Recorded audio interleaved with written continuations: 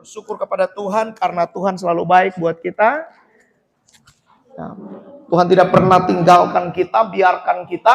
Ya, Tuhan selalu menjaga kita dalam situasi apapun. Ya, sulit atau tidak sulit, Tuhan tetap menjaga hidup kita.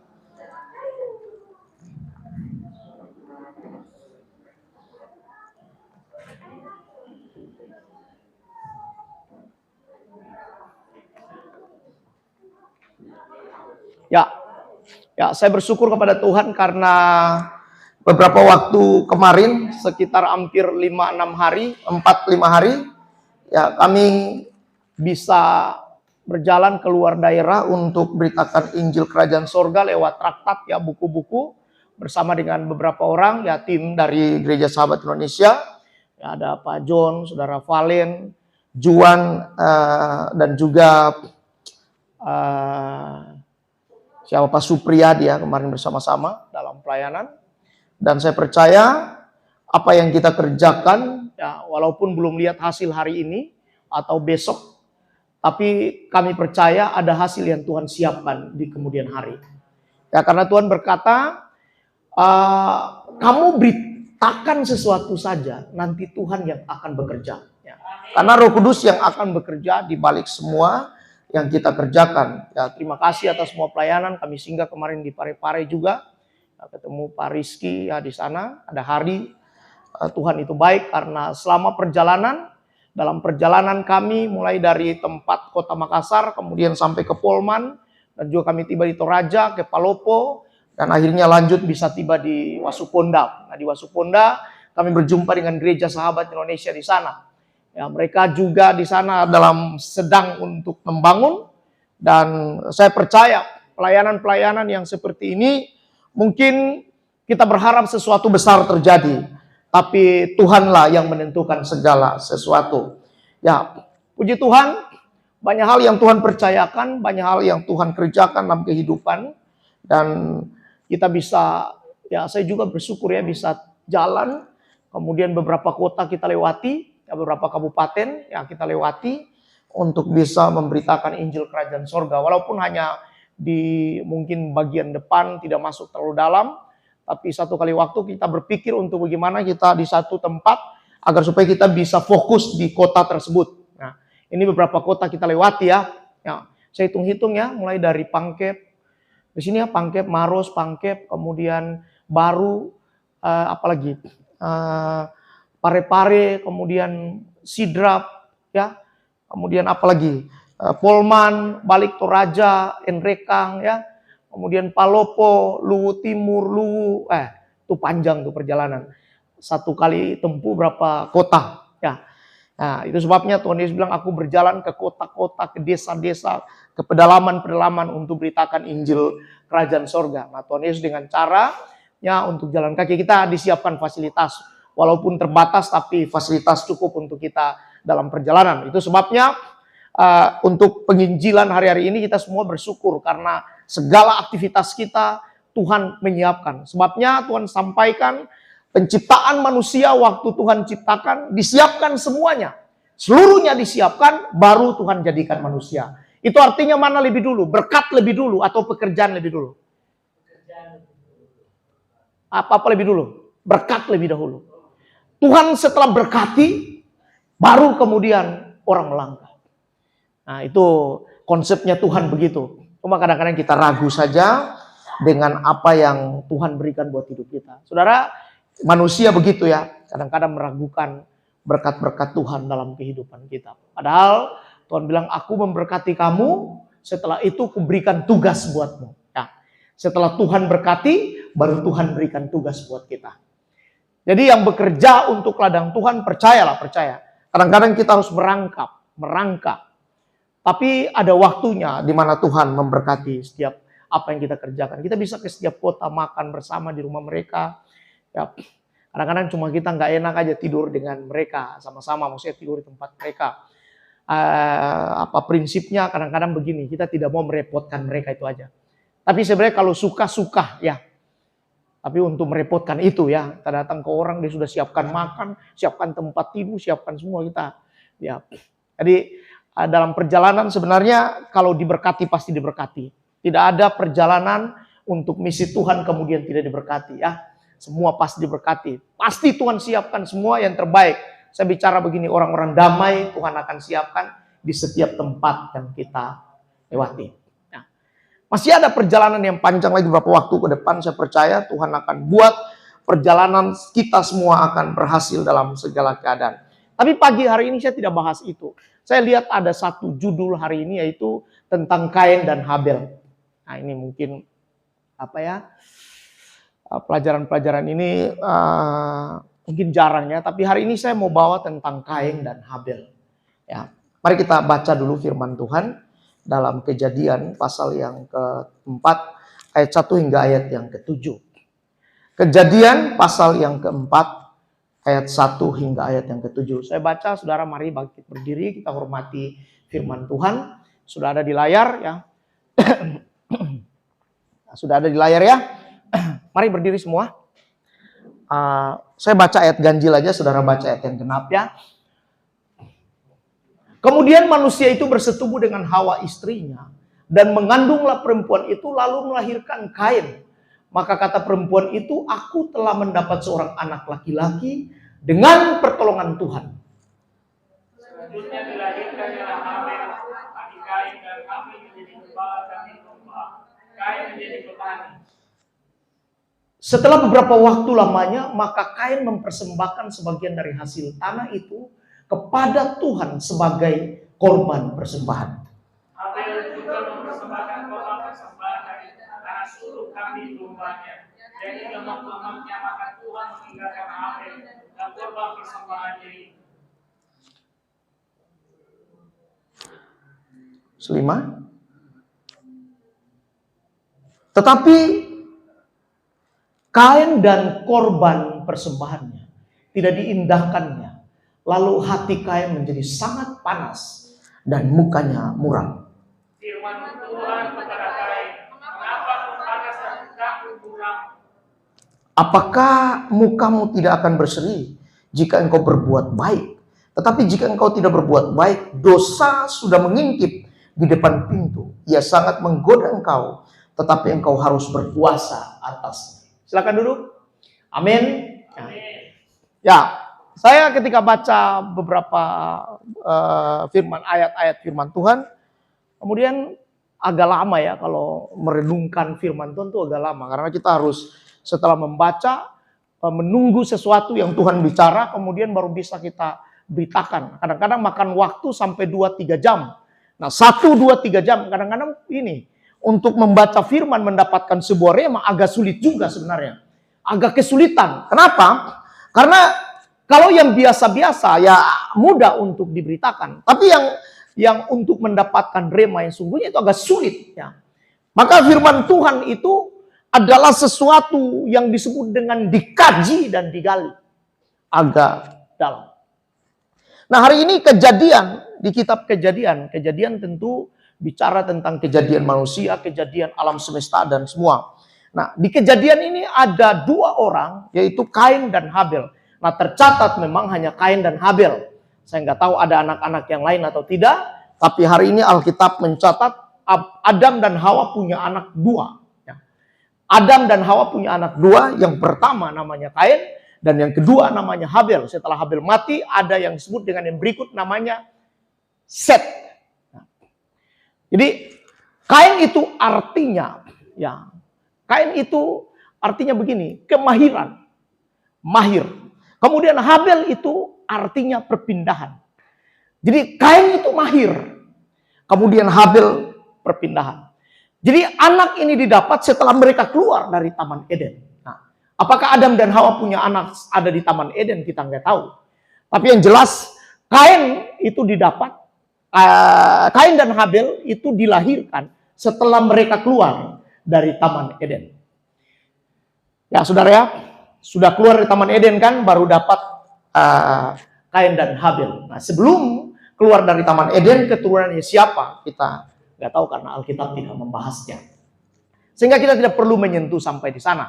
Kalau kita menyentuh sampai di sana namanya pengajaran. karena perlu dikaji lagi latar belakang, kemudian dikaji lagi sejarah, dikaji lagi semuanya.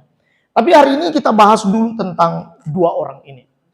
Bapak dan mamanya namanya Adam dan Hawa. Saya bilang lalu ya, saya sering bercanda tuh. Bapak-bapak sering diam karena namanya Adam. Nah, dia kan selalu tutup mulut. Adam. Kalau Hawa kan Hawa. Wah. Jadi kalau perempuan selalu ngerocos mulutnya, ya karena memang dia Hawa. Wah. Mulutnya dibuka tiap hari. Kalau laki-laki kan adem, tutup. Adem. Di wanita tuh biasa ya. Jadi kalau wanita apa cerewet itu biasa. Karena memang dari sononya sudah begitu. Dari sana sudah begitu. Makanya Pak Richard diam-diam. Karena memang dia Adam. Yang Adam itu yang selalu mulutnya tertutup. Tapi kalau Adam cerewet, nah ini dipertanyakan. Kayaknya dia di antara dua. Setengah matang, Yeye bilang. Setengah matang. Dia bilang, apa itu setengah matang? Iya setengah matang. Saya pas lagi belanja dengan Cingga di sana. Kemudian turun ada yang rambut pirang. Laki-laki rambut pirang udah setengah abad umurnya. Kemudian saya turun nanya, bisa mau belanja? Iya bisa belanja. Tapi tiba-tiba suaranya terakhir agak sedikit kurang. Dia bilang itu setengah matang Pak Pendeta. Ya. Tapi Adam dan Kain dan Habel tidak setengah matang. Mereka adalah laki-laki tulen yang Tuhan siapkan buat mereka. Sehingga Kain itu disebut begini, mahir. Orang mahir dalam segala kecakapan. Kalau setengah matang tidak mahir kadang-kadang. Dia mahir di hal-hal tertentu, tapi dalam kehidupan dia tidak mahir. Karena dia cari kehidupan dengan caranya sendiri. Nah, Habel itu orang yang berpindah-pindah. Kalau perhatikan orang yang berpindah-pindah, jadi pengertian ini dia berpindah. Jadi itu berarti kalau dalam sejarah itu orang yang berpindah-pindah itu namanya orang yang prasejarah. Atau orang yang masih kuno, masih tinggal jadi hidupnya itu berpindah-pindah. Nah, Kain dan Habel itu adalah anak-anak yang baik. Tidak ada yang tidak baik di sana karena lahir dari keturunan Adam. Bayangkan kalau sampai dicatat itu berarti ini yang terbaik ya. Saya ulangi, kalau sampai Alkitab catat kemudian dijelaskan berarti ini yang terbaik. Ada yang lain mungkin tapi kurang terbaik ya. Saudara perhatikan dalam Alkitab Daud dicatat. Kemudian siapa lagi? Saul dicatat. Nah, dicatat berarti ini orang-orang oke, orang-orang hebat, orang-orang baik yang dituliskan dalam sejarah Alkitab ya. Jadi Kain dan Habel itu adalah anak dari Adam dan Hawa, dilahirkan setelah mereka keluar dari Taman Eden. Itu berarti semua sudah bermasalah ya. Kalau sudah keluar dari Taman Eden berarti ada masalah di sana. Apa masalahnya? Masalah yang pertama adalah karena mereka melanggar perintah Tuhan. Itu sehingga mereka penuh masalah. Kemudian setelah mereka melanggar perintah Tuhan, maka Hawa itu dikatakan terkutuk dari kandungannya. Kemudian Adam terkutuk karena dari tanah. Jadi bukan Adam yang dikutuk tapi tanahnya. Hawa dikutuk kandungannya. Kandungan ketika melahirkan nanti susah payah melahirkan. Nah itu ya. Jadi susah payah dia untuk melahirkan. Kemudian ular terkutuk juga. Ya. Jadi ini perlu kita pahami dulu. Bahwa hidup kita perlu mengerti sejarah. Hidup kita perlu mengerti firman Tuhan. Hidup kita perlu baca firman Tuhan. Agar firman Tuhan menjadi panutan buat hidup kita. Ya. Ini ayat yang pertama berkata begini. Kemudian manusia itu bersetubuh dengan Hawa, istrinya, dan mengandunglah perempuan itu lalu melahirkan Kain. Maka kata perempuan itu, aku telah mendapat seorang anak laki-laki dengan pertolongan Tuhan. Nah, saudara catat ini. Aku telah melahirkan seorang anak dengan pertolongan Tuhan. Ini tidak dipahami oleh Kain. Jadi ketika Hawa melahirkan mungkin dalam penderitaan. Karena Alkitab catat begini. Setelah Adam dan Hawa keluar dari Taman Eden, maka terkutuk kandungannya. Ketika terkutuk kandungannya, maka dia akan susah payah untuk melahirkan. Nah, sehingga dia bilang begini, waktu pertama kali Adam lahir, dia bilang begini, aku ini telah melahirkan seorang anak dengan pertolongan Tuhan. Artinya ini sudah terkutuk. Melahirkan akan susah, pertaruhannya mati dan hidup. Tapi ketika lahir ini, dia bilang begini, ini anak ini lahir karena pertolongan Tuhan. Orang Israel itu begini, setelah anaknya lahir, maka dia akan tahu di meja makan. Orang-orang semua duduk setiap makan, kemudian dia ceritakan tentang Tuhan. Mungkin Hawa tidak menceritakan tentang kebaikan Tuhan dalam hidupnya. Nah, jadi Kain waktu lahir ini atas dasar pertolongan Tuhan. Itu satu poinnya. Saya ingat saya dulu waktu kecil itu saya jatuh di dalam api. Jadi air kan dulu tinggal di kebun ya. Jadi air yang dimasak, ya kita masih hidup agak kuno begitu ya. Karena berpindah-pindah dari satu tempat ke tempat yang lain. Ya. Jadi air dimasak, kemudian sudah mendidih airnya, saya di ayunan. Jadi pas didorong dari ayunan, jatuh di dalam panci itu.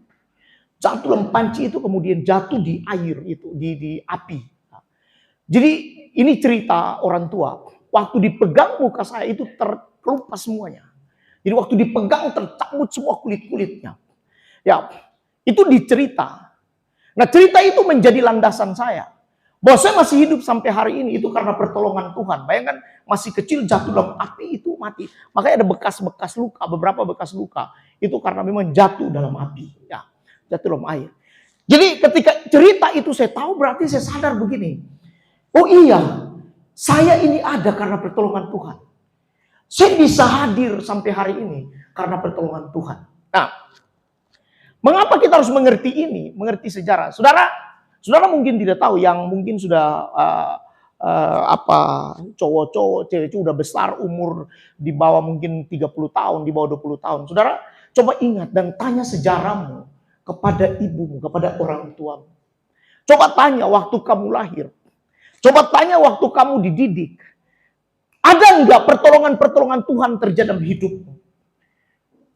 Ada enggak pertolongan-pertolongan Tuhan yang terjadi ketika engkau lagi berjalan mungkin?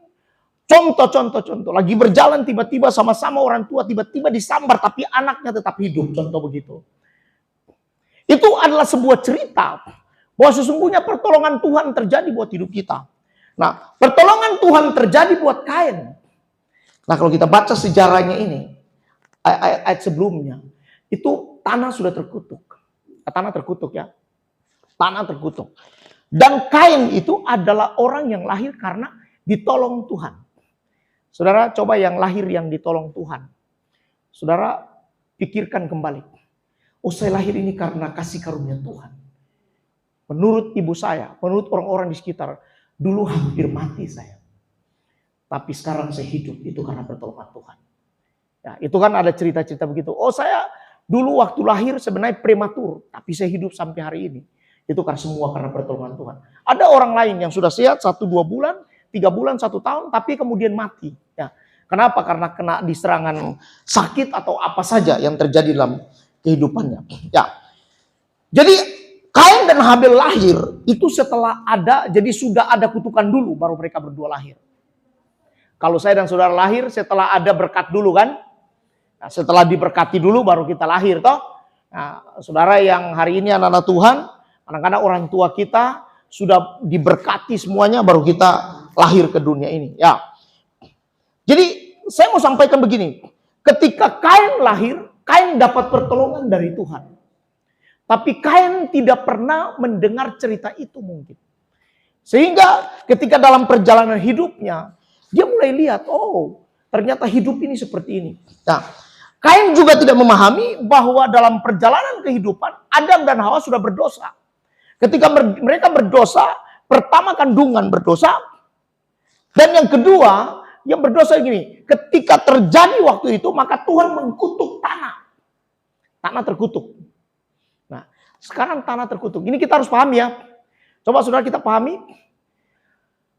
Disuruh baca Alkitab, maksudnya begini. Supaya kita kerjakan sesuatu, itu sesuai dengan kehendak Tuhan. Tanah terkutuk. Ketika tanah terkutuk, Kain kembali mengusahakan tanah. Setelah dia mengusahakan tanah, kemudian dia persembahkan dari tanah kepada Tuhan. Jadi ketika Tuhan telah mengutuk tanah, dia tidak akan terima persembahan dari tanah itu. Karena tanahnya sudah terkutuk. Dia udah kutuk tanahnya. Kain tidak pahami ini. Karena Kain tidak baca. Karena Kain tidak bertanya. Kain itu baik. Baik semua. Waktu dia ambil persembahan yang dia tanam sudah bagus-bagus.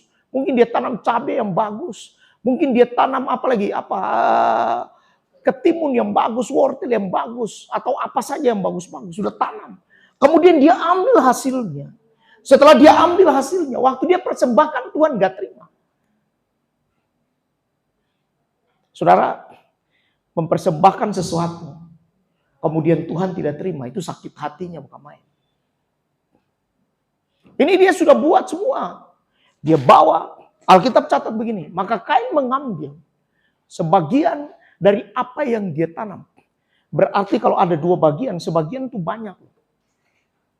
Dia ambil, taruh persembahannya, Tuhan tolak persembahannya. Makanya kita perlu untuk baca firman, mengerti sejarah, dan mengerti nubuatan yang terjadi dalam Alkitab. Nah, Habel ini, dia tahu dan memahami, tanah sudah terkutuk. Karena tanah sudah terkutuk, maka yang dia persembahkan apa? Apa yang dia cari? Beternak. Ini dia sudah mulai, ini yang Tuhan tidak inginkan. Ini yang Tuhan tidak izinkan.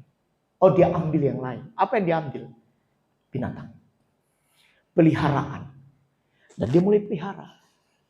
Dia bawalah persembahannya kepadanya. Tuhan terima nggak? Kenapa Tuhan terima?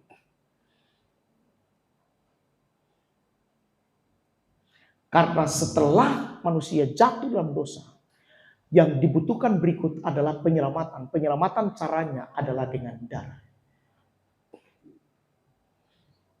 Saudara, sampai di sini kita coba pahami dulu kehendak Tuhan dalam hidup kita ya.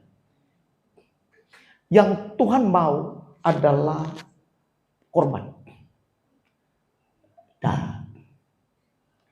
Itu tanaman, biar kamu buat apapun, tidak bisa dikorbankan, nggak bisa. Darah yang dibutuhkan Tuhan saat itu. Ya, makanya kita perlu untuk membaca, merenungkan firman Tuhan.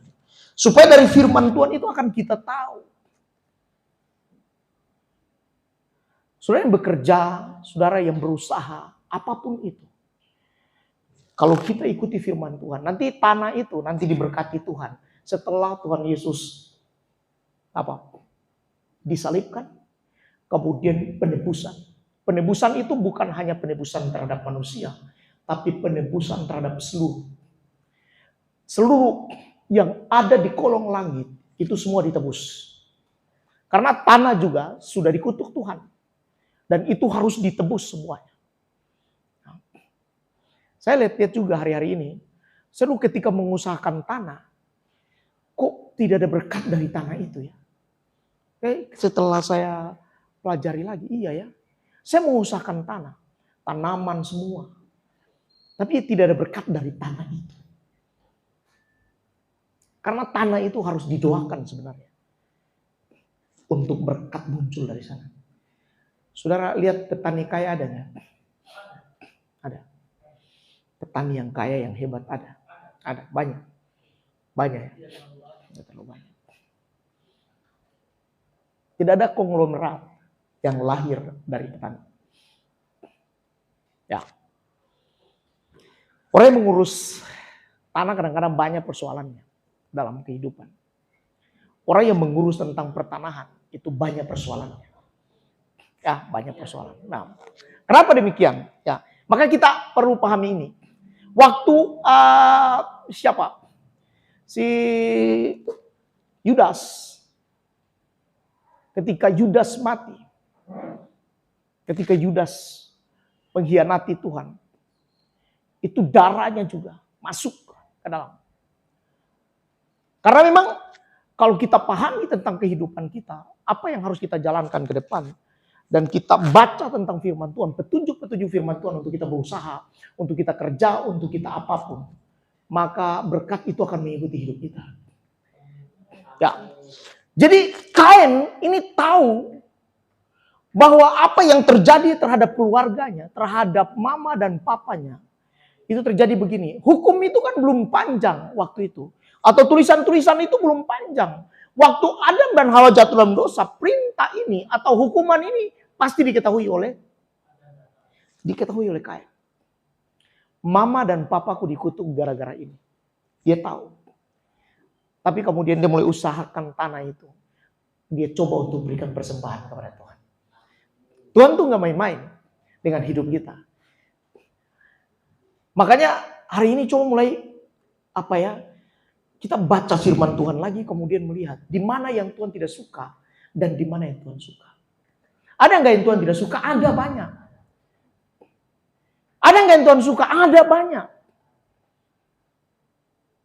Jadi ketika yang Tuhan tidak suka, kemudian kita coba untuk melakukan dan berbuat untuk Tuhan, juga tidak akan menjadi berkat buat kita.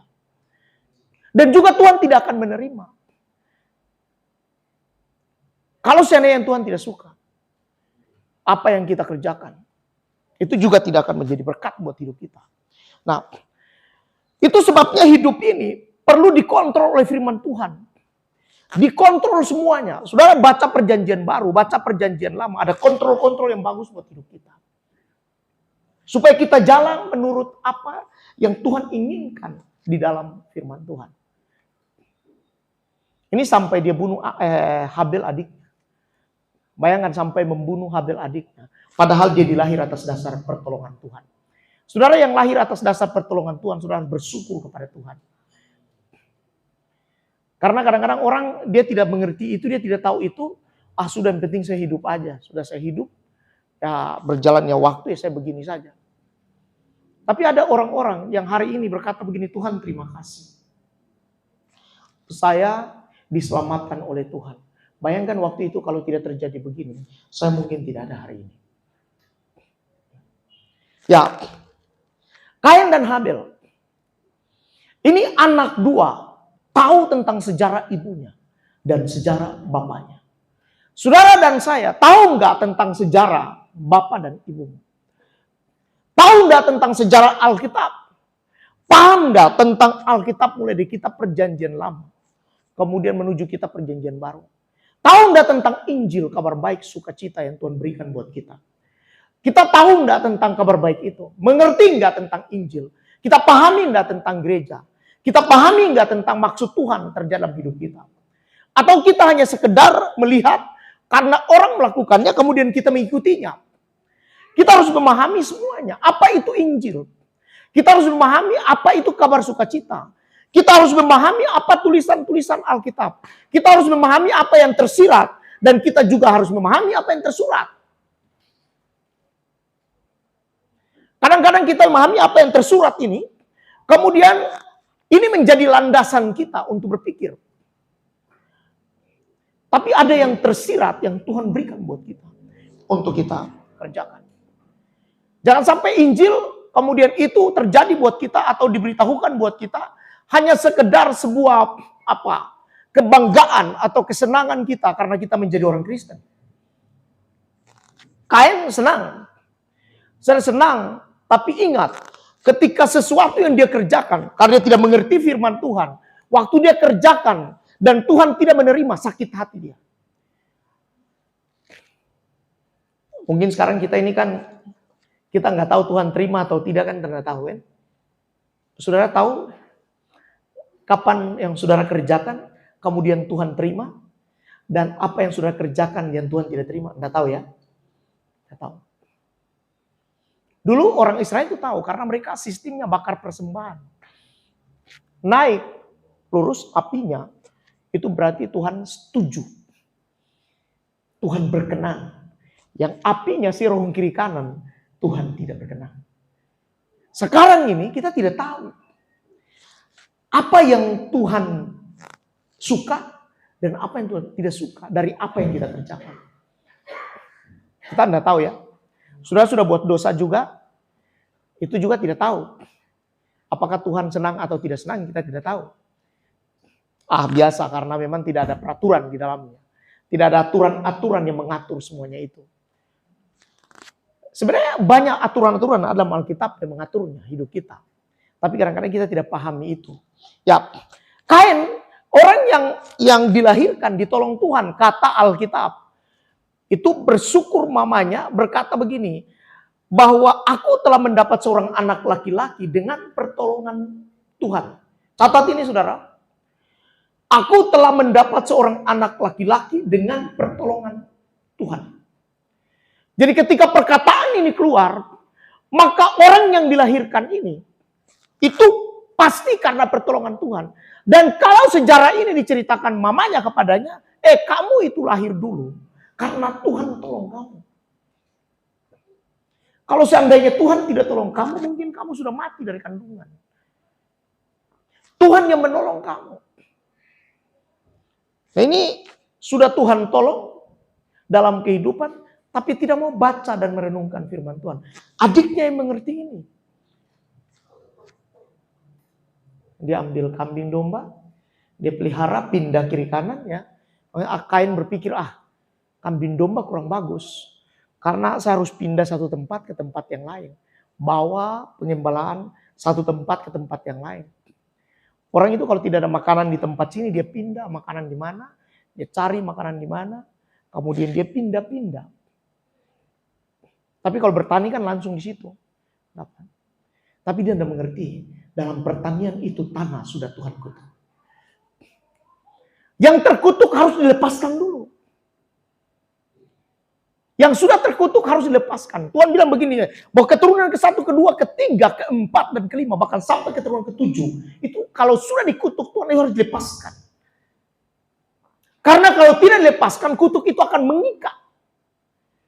Dan ini kutukan terjadi masih keturunan pertama.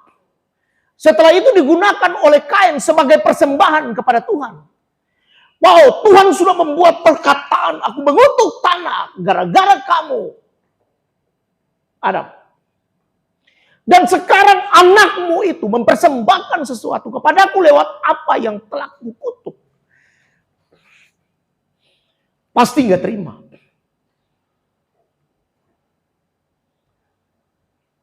Jadi yang Tuhan sudah buat sesuatu, itu harus kita pahami. Nah dalam hidup ini, kalau berjalan, ini contoh-contoh ya. Berbahagialah orang yang miskin di hadapan Allah. Karena merekalah yang empunya kerajaan surga.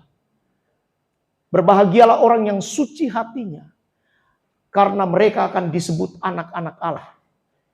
Berbahagialah orang yang miskin. Berbahagialah orang yang membawa damai. Itu kata-kata bahagia. Kemudian Tuhan sampaikan kepada mereka. Berbahagialah orang yang miskin. Itu berarti Tuhan lagi bilang begini. Dulu kemiskinan mungkin adalah bagian lagi kehidupan. Adalah sebuah ketukan menurut orang Israel. Tapi setelah Tuhan Yesus bilang begini, berbahagialah kamu. Itu berarti kutukan lagi diangkat. Dari kehidupan setiap orang. Kemudian kalau kutukan sudah diangkat. Maka Tuhan bilang begini, berbahagialah kamu. Nah, selama masih ada kutukan, maka itu tidak akan bisa untuk kita lakukan kepada Tuhan. Ya. Jadi ketika Habel tahu ini tidak bisa, maka apa yang dilakukan oleh Habel? Habel ambil persembahan yang lain. Kemudian dia persembahkan kepada Tuhan. Tuhan mengindahkannya. Sakit hati terjadi. Sudah sakit hati terjadi. Makanya saya juga berpikir hari-hari ini, gini. Tuhan tuh tidak menampakkan sesuatu kepada setiap orang. Dia suka atau tidak suka. Karena begini, kalau sampai itu dinampakkan, kita semua sakit hati itu. Bayangkan, tiba-tiba Tuhan bilang begini kepada janda. Dari banyak sekian orang, itu janda yang miskin. Memberi lebih banyak daripada yang lain. Seandainya perkataan-perkataan itu kemudian muncul di hidup kita saat ini, kita banyak akan tersinggung. Kita banyak akan marah. Kenapa? Karena apa yang dikerjakan oleh janda tidak sebanyak yang diharapkan oleh orang-orang pada waktu itu. Tapi kemudian Tuhan menyampaikan begitu kepada kehidupan mereka. Ya, jadi ketika Tuhan katakan demikian, maka itu menjadi berkat buat si janda itu. Ya, Kain dan Habel, antara dua persembahan ini, kok yang diterima adalah persembahan Habel. Ya, yang diterima adalah persembahan Habel. Alkitab catat begini, selanjutnya dilahirkanlah Habel adik Kain. Dan Habel menjadi gembala kambing domba. Kain menjadi petani. Setelah beberapa waktu lamanya, maka Kain mempersembahkan sebagian dari hasil tanah itu kepada Tuhan sebagai korban persembahan. Saya sudah sampaikan tadi, Habel itu adalah kemahiran. Kain itu artinya kemahiran. Dia cakap, dia mahir untuk melakukan segala sesuatu. Dia mahir untuk bercocok tanam. Dia mahir untuk mengelola semuanya. Dalam kemahirannya itu. Tapi dia tidak punya cara berpikir bagaimana untuk menggali firman Tuhan. Saya ulangi. Kain itu punya cara berpikir yang bagus. Kain itu mengerti banyak tentang dunia. Kain itu mengerti semuanya. Mungkin kalau saat ini dia adalah seorang ahli. Dia tahu tentang dunia ini. Tapi dia tidak mengerti tentang rencana Tuhan dalam hidupnya. Banyak orang hari-hari ini bisa tahu semuanya. Tetapi rencana Tuhan dalam hidupnya dia tidak mengerti. Seperti saya dulu. Setelah bekerja, berusaha apapun. Saya tahu banyak hal tentang dunia. Tetapi tentang rencana Tuhan dalam hidup saya tidak paham. Ya, saudara. Orang dunia bisa berkata apapun. Tapi kadang dia tidak mengerti apa yang Tuhan bicarakan dalam hidupnya. Coba tanya tentang firman. Ini susah. Jadi Kain itu banyak hal yang karena dia disebut kemahiran, mahir dalam semuanya, pintar dalam semuanya. Tapi dia tidak pintar tentang firman Tuhan. Dia tidak bisa tentang firman Tuhan. Jadi karena dia tidak mengerti firman Tuhan, maka dia lakukan apa yang Tuhan tidak kehendaki. Saudara, kita hari-hari ini, karena kita tidak memahami firman Tuhan, kita anggap itu baik. Tapi ternyata itu tidak dikehendaki oleh Tuhan. Ya, kita anggap itu oke, tapi ternyata itu Tuhan tidak mau. Nah, itulah yang dikerjakan oleh Kain. Waktu kita lakukan itu, waktu Kain lakukan itu, dan Tuhan tidak kehendaki, tersinggung dia, dan akhirnya marah. Jadi kemarahan itu muncul dari mana? Kemarahan itu muncul karena apa yang kita kerjakan, yang kita sudah usahakan sedemikian rupa, tetapi ternyata tidak diterima. Nah, itu membuat kemarahan terjadi dalam hidup ini. Nah, kadang-kadang sudah lakukan yang terbaik semuanya. Sudah buat segala sesuatu yang mungkin itu adalah hasil usaha kita atau apapun yang kita sudah kerjakan. Tapi ternyata tidak diterima. Nah, kalau tidak diterima ini apa? Bisa sakit hati mendalam tuh. Saya aja ketika masih di kampung dulu. Teman-temanku dari Sembrang banyak teman-temanku. Ya mereka datang ke rumah saja. Itu biar kita siapkan air, mereka nggak minum. Situ saya agak marah sebenarnya. Saya agak marah. Karena buat saya begini, kami sudah siapkan. Oh kamu nggak minum, marah saya. Tapi sebagai anak Tuhan, kita bisa mengontrol hidup kita. Kita bisa menjaga hidup kita. Oh itu biasa. Yang terjadi begitu biasa. Jadi ketika mereka datang lagi, yang saya siapkan adalah aqua. Atau air apa begitu, yang penting terkemasan. Taruh kepada mereka. Dan mereka pasti minum. Dan di situ saya tidak tersinggung lagi, sudah. Karena mereka sudah menikmatinya. Ya. Jadi hidup ini, kalau kita pahami benar tentang firman Tuhan, mengerti sejarahnya, maka kita akan kerjakan semua seturut dan sesuai dengan apa yang Tuhan mau. Saudara mau seperti Habel kan? Atau mau seperti Kain? Habel. Kenapa seperti Habel? Habel itu korban. Saya ulangi. Habel itu korban. Tapi saudara mau seperti Habel? Ya, mau ya? Seperti Habel. Mau seperti Habel. Kain juga nggak apa-apa. Karena Kain ini orang baik. Dia orang baik. Karena dia telah mengusahakan tanah yang terkutuk, dia usahakan. Ini sudah terkutuk tapi dia usahakan. Kenapa? Supaya orang-orang bisa ada bersama dalam tanah itu. Nanti kalau orang tidak kerjakan tanah, semua orang tidak kerjakan tanah, siapa mau makan apa lagi? Cuma dia tidak mengerti maunya Tuhan apa. Maunya Tuhan itu adalah begini. Ada korban yang harus terjadi dalam bentuk nyawa. Jadi binatanglah yang harus dikorbankan. Ya. Setelah beberapa waktu lamanya, maka Kain mempersembahkan sebagian dari hasil tanah itu kepada Tuhan sebagai korban persembahan. Habel juga mempersembahkan korban persembahan dari anak sulung kambing dombanya, yakni lemak-lemaknya. Maka Tuhan mengindahkan Habel dan korban persembahannya. Tetapi Kain dan korban persembahannya tidak diindahkannya. Lalu hati menjadi sangat panas dan mukanya muram. Firman Tuhan kepada Kain, mengapa hatimu panas dan mukamu muram? Apakah mukamu tidak bisa berseri jika engkau berbuat baik? Tetapi jika engkau tidak berbuat baik, dosa sudah mengintip di depan pintu. Ia sangat menggoda engkau, tapi engkau harus berkuasa atasnya. Jadi ketika hidup kita, kalau kita tidak kerjakan kehendak Tuhan, maka kadang-kadang ini menjadi bumerang buat hidup kita. Ya. Tuhan perintahkan ini, kita langgar.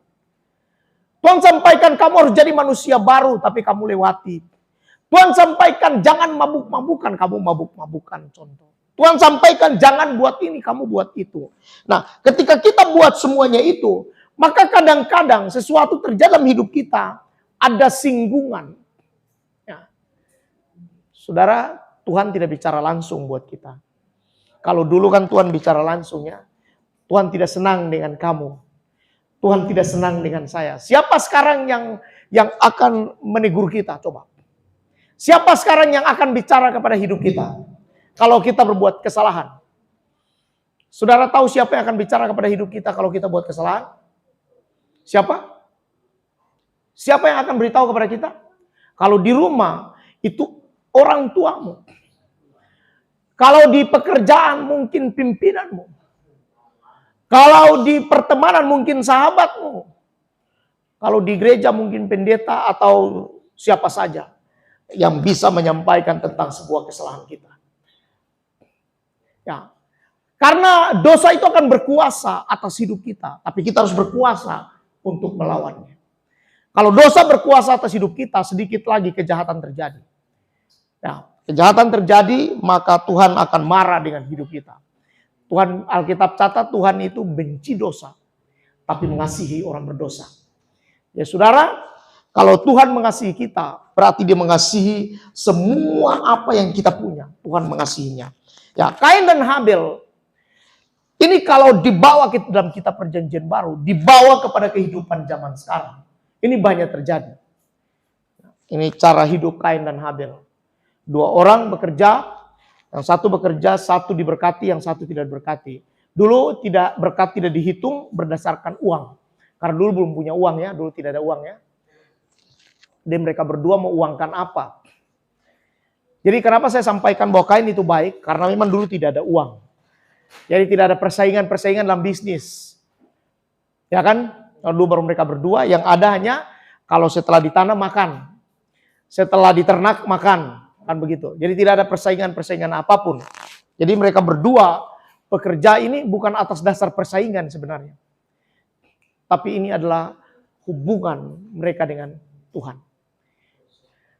Makanya orang-orang rohani itu banyak tersinggung hari-hari ini. Orang-orang rohani itu banyak yang sakit hati. Karena pertarungan kita sebenarnya bukan lagi pertarungan jasmani, tapi kerohanian. Ada orang bilang sombong rohani ya. Sombong rohani. Dia merasa bahwa dia sudah bisa begini dan sudah begitu. Dan kemudian kesombongan rohani mulai muncul. Nah, tapi ya saya kalau rohani ya tidak sombong. Nah, orang kalau sudah rohani pasti tidak sombong. Jadi tidak ada kesombongan rohani. Karena kalau orang sudah rohani ya rohani. Ada orang yang rohani sombong. Tidak ya? Karena kalau sudah rohani pasti sudah tidak ada dalam kesombongan. Karena yang sombong itu adalah jasmani. Karena jasmani masih menyombongkan diri karena dia berpikir untuk bagaimana menyenangkan jasmaninya. Jadi dia masih akan sombong terhadap jasmaninya. Nah, yang sombong itu muncul karena kehidupan yang terlihat. Jadi fisik kita yang terlihat. Maka itu akan dikatakan sombong. Tapi yang tidak terlihat tidak akan dikatakan sombong lagi. Ya.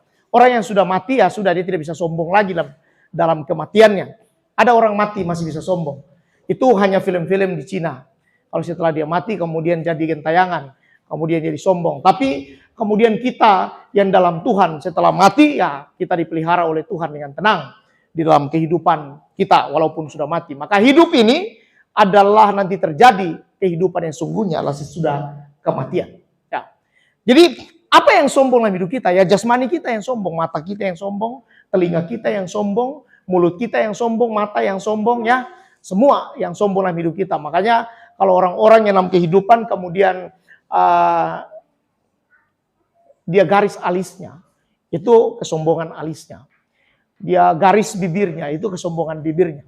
Nah, itu kesombongan-kesombongan dalam kehidupan. Tapi apakah itu kemudian diterjemahkan semuanya orang sombong dalam kondisi itu? Tergantung hatinya, ya.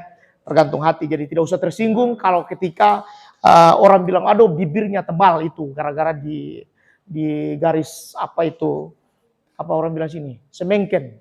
Semengken ya? Namanya semengken ya? Apa namanya, lipstick. Orang Ternate bilang semengken. Kalau di garis itu kemudian bilang, oh itu sombong ke orang. Itu biasa karena memang hidup kita yang sombong jasmani kita, sombong. Ya, tapi rohani tidak perlu disombongkan karena memang kalau orang rohani pasti tidak sombong.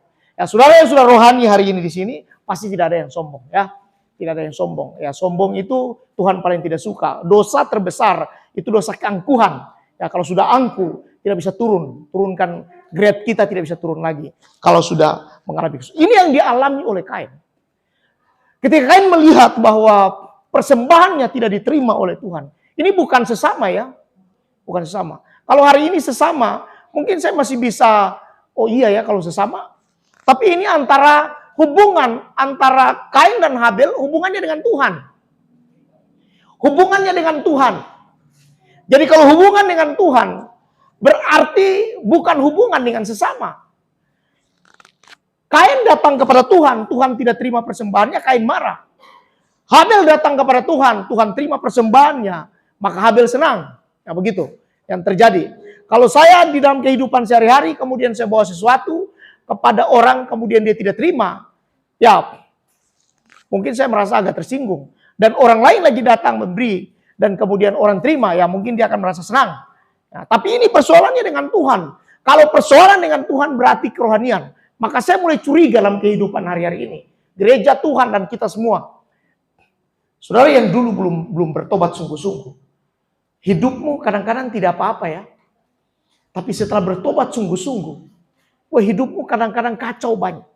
Banyak sekali kekacauan dalam kehidupan. Karena begini, kita menilai hidup kita berdasarkan apa yang Tuhan nyatakan buat hidup kita. Menilai hidup kita berdasarkan karunia yang Tuhan berikan buat hidup kita. Kemudian itu yang kita pakai dalam hidup untuk menyombongkannya. Jadi saya sebut orang-orang begini sebenarnya bukan orang-orang rohani. Karena kerohanian tidak bisa disombongkan lagi. Nah, dosa mengintip di depan pintu. Kenapa dosa mengintip? Karena kalau sudah menyangkut dengan kerohanian, dosa biasa paling cepat.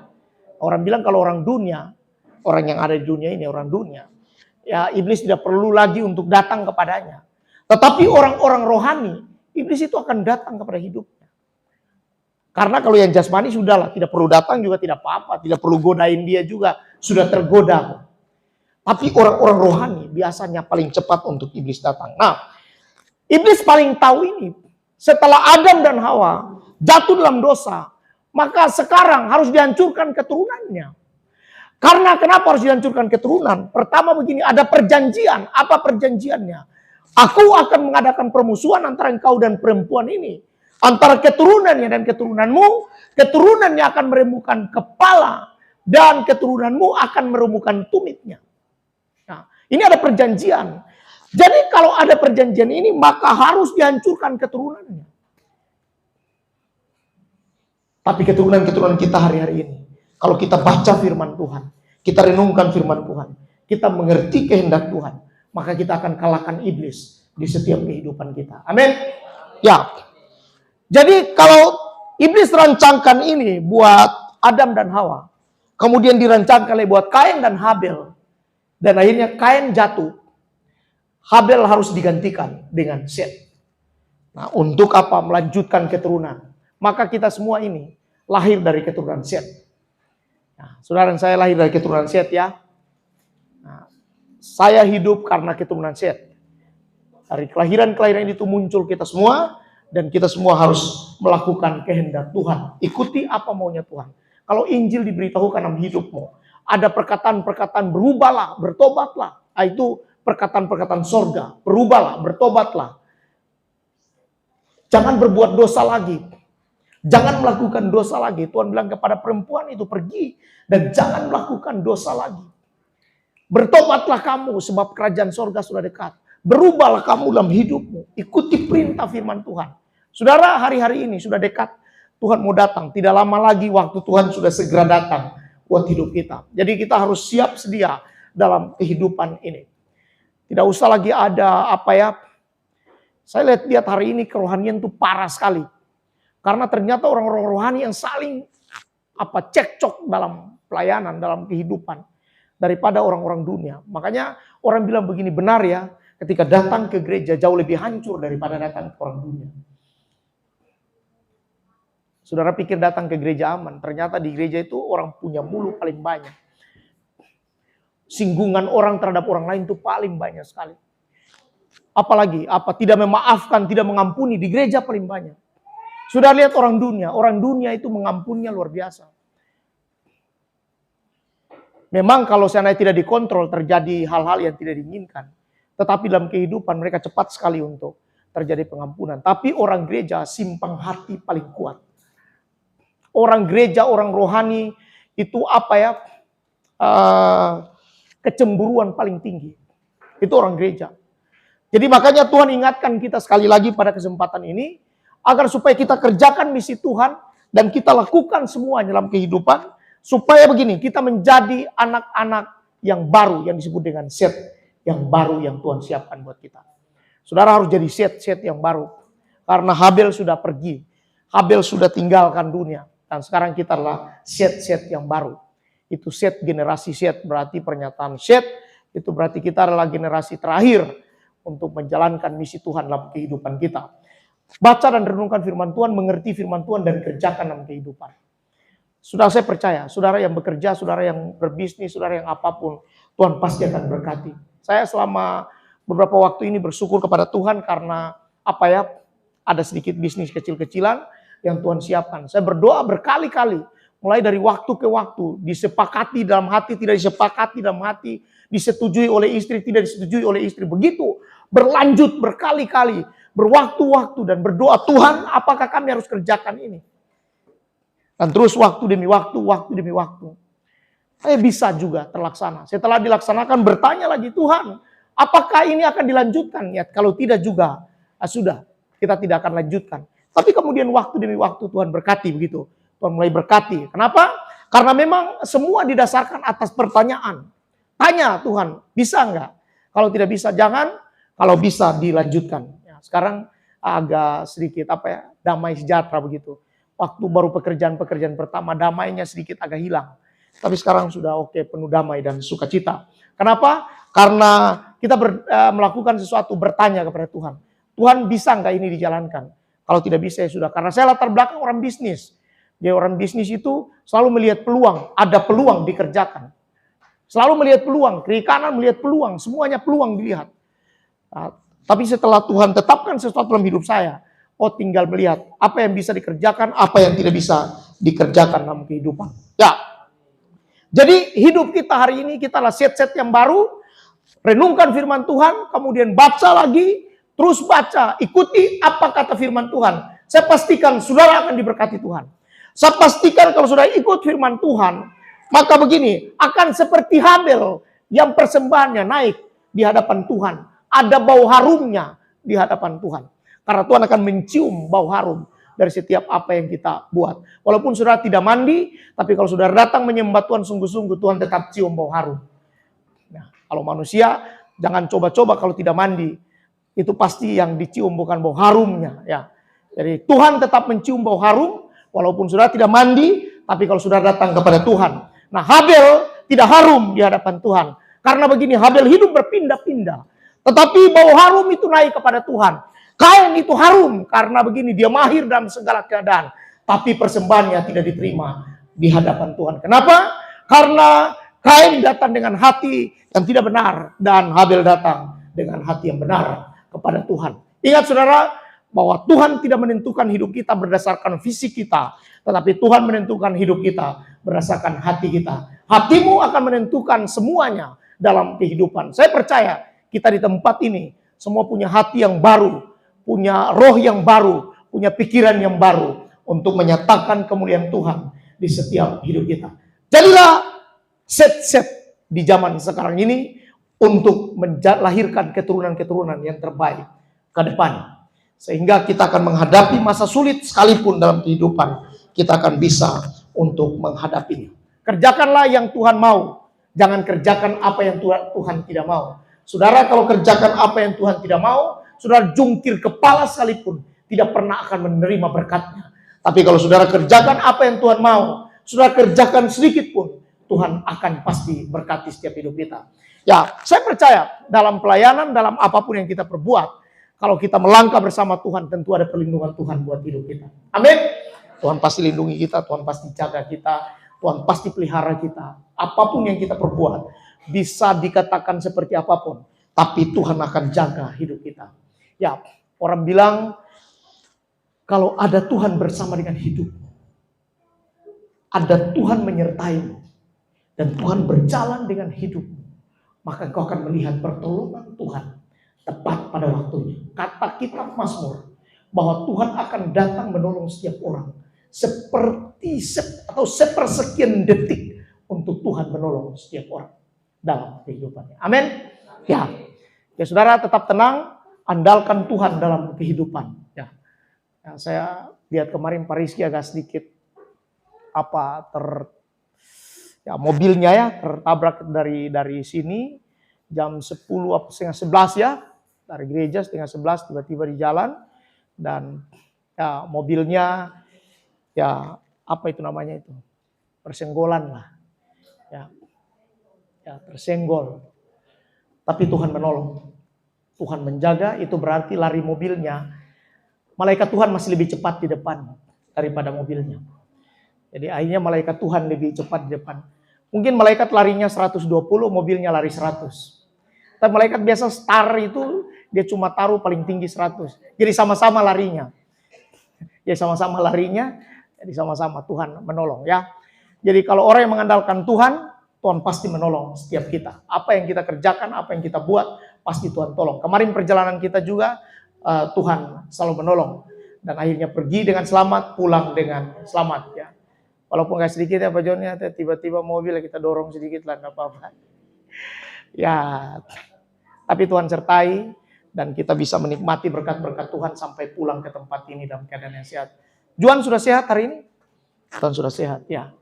Berkat Tuhan melimpah buat hidup kita. Jadilah orang-orang yang terus mengandalkan Tuhan dan kerjakan setiap apa yang Tuhan buat atau Tuhan minta dalam hidup kita. Ya, jangan kerjakan sesuatu yang Tuhan tidak mau, tapi kerjakan sesuatu yang Tuhan mau di setiap hidup kita. Tuhan berkati kita semua. Mari bermain musik ke depan.